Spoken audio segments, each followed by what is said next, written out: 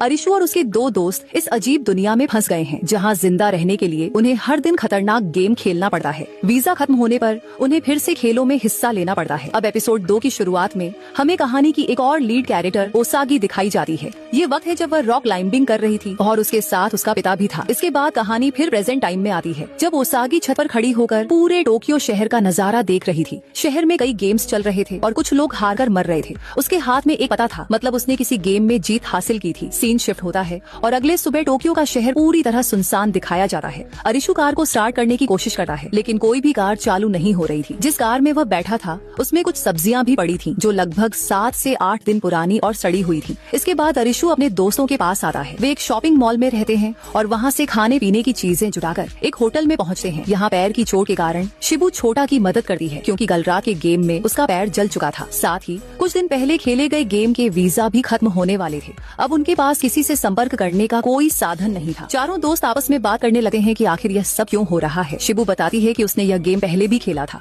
और उस समय केवल वह आखिरी बची थी। अरिशु कहता है कि हम तो दिन भर बैठे थे लेकिन रात को गेम शुरू होते ही वह वहां पहुंच गए। शिबू आगे बताती है कि उसने यह खेल 3 दिन पहले खेला था और 3 दिनों से पूरा टोक्यो खाली था। चारों दोस्त हताश और निराश हो जाते हैं। कोई उम्मीद की किरण नजर नहीं आती, इसलिए वे आपस में समय बिताने लगते हैं, खाते पीते और थोड़ी देर के लिए मौज मस्ती करते हैं। लेकिन अरिशु फिर भी चिंतित रहता है। उसे लगता है कि जो इंसान लेजर से मारा गया और कह रहा था कि आज उसके वीजा का आखिरी दिन है, इसका मतलब साफ था, अगर वे गेम नहीं खेलेंगे और वीजा बढ़ाएंगे नहीं तो लेजर उन्हें मार देगा। वीजा बढ़ाने के लिए गेम जीतना जरूरी था। छोटा की हालत खराब थी, इसलिए आज रात अरिशु और कारुबे ही गेम खेलने का फैसला करते हैं। कारुबे और अरिशु अगले गेम की ओर निकल पड़ते हैं। इस बार खेल एक बिल्डिंग के अंदर होना था। ये बिल्डिंग पूरे इलाके में अकेली थी जिसमें रोशनी जल रही थी, बाकी जगह पूरी तरह अंधेरे में डूबी थी। लगभग 13 खिलाड़ी वहाँ पहले से मौजूद थे। कुछ लोग पहली बार आए थे, जैसे एक दिन पहले अरिशु और उसके दोस्त थे, जबकि कुछ लोग शिबू की तरह पहले भी ये खेल खेल चुके थे। खेल शुरू हुआ। नाम था हुकुम का पंजा। नियम साफ थे, उन्हें एक शिकारी से बचना था और 2 घंटे के अंदर उस बिल्डिंग के भीतर छिपा हुआ सेफ जोन ढूंढना था। अगर वे असफल रहे तो पूरी इमारत विस्फोट हो जाती। इसी बीच दूसरी ओर शिबू और छोटा की बातचीत दिखाई जाती है। शिबू छोटा से उसके अतीत और भविष्य की महत्वाकांक्षाओं के बारे में पूछती है।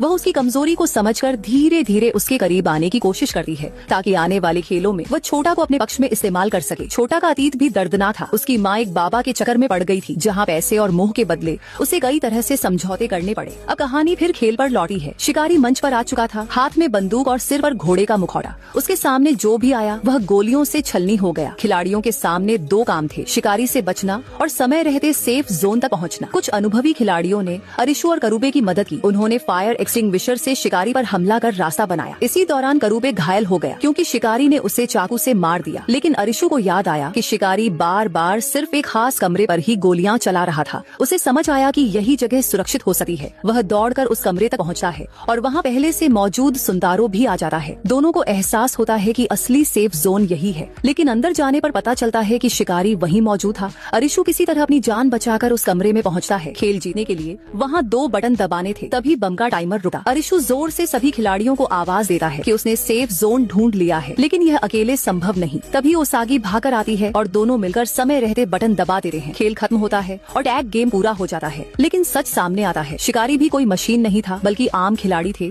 जिन्हें मजबूरी में यह भूमिका निभानी पड़ी थी। उनके गले में पटा लगा था और जैसे ही वे अपना मिशन पूरा नहीं कर पाए उसी पटे ने उन्हें मार दिया। दूसरी ओर करुबे को एक मजबूत और हथियारों की जानकारी रखने वाला खिलाड़ी बचा लेता है। उसके पास वॉकी टॉकी था जिसमें से कोई आवाज आती है, मुझे जवाब मिल गया है, जल्दी बीच पर आ जाओ। करुबे कई बार पूछता है, बीच कहाँ है, हमें कहाँ आना है, कितने लोग अब भी जिंदा हैं, लेकिन कोई जवाब नहीं मिलता। अगर अगला पार्ट देखना चाहते हैं तो कमेंट करें नेक्स्ट पार्ट। अगर पहले और आगे के सभी पार्ट देखना चाहते हैं तो पेज पर जाकर एलिस इन बॉर्डरलैंड प्लेलिस्ट देख सकते हैं।